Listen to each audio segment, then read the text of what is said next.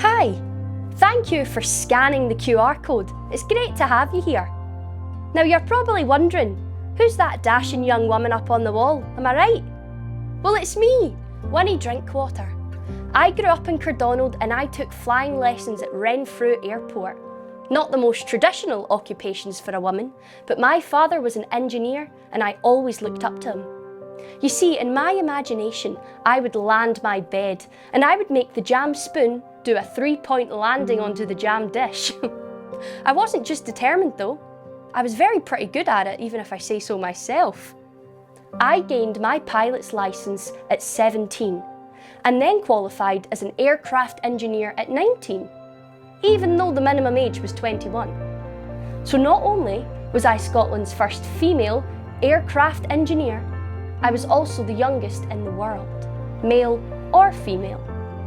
In 1933, I was flying the Renfrew to Campbelltown service for £3, 10 shillings a week, when I found out that the men who were flying the same flight were getting £4. Now, I wasn't having that.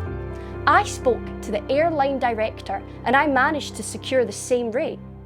Well, it's only fair. I'm getting paid the same amount for the same job. What's really outrageous is that the Equal Pay Act didn't become law until 1970, 37 years after I first fought for it. So, there's a wee taste into how I earned my place on this wall. But do you have time to stay and hear a wee poem I wrote? It's called The Pilot's If. If you can fly one day and get off solo and find the next, your landing's gone to plot. If all your best attempts turn out too wheelie, take off again, just have another shot. If it should happen when you are almost solo, the weather chart says one thing, wind or rain, just damn it. Life is full of disappointments, but keep a cheerful face and don't complain. And if you can, fly in all kinds of weather and learn by compass how to find your way. In fact, with just a little patience and hope, you become a better pilot day by day. Throughout my career, I totted up 818 flight hours and more than disproved my boss's worries that nobody would want to ride in an aircraft flown by a woman. I was also a postie. I delivered to Islay, Belfast and the Isle of Man, getting them their newspapers so that they stayed up to date with what was happening on the mainland. Of course, I ferried folk around, pleasure cruises, holiday makers, all the likes.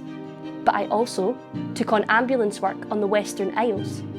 I was flying patients to and from mainland hospitals. I was making sure that even the remotest parts of Scotland still had access to medical care. There was even a time where I flew reporters and photographers for the Daily Record up the 24-mile stretch of Loch Ness while they were looking for the monster. No luck, I'm afraid, and one of the reporters published an article saying that he only took me up there as bait. Cheeky sod. Oh, and there was the time that I helped the police. They were looking for a boat of kidnappers and I assisted them up in the air. It sounds like an action film, but I promise you it happened. I gave up flying after I got married. I settled down and I had 2 kids. I never really seen myself as someone who broke down barriers for women or challenged the status quo.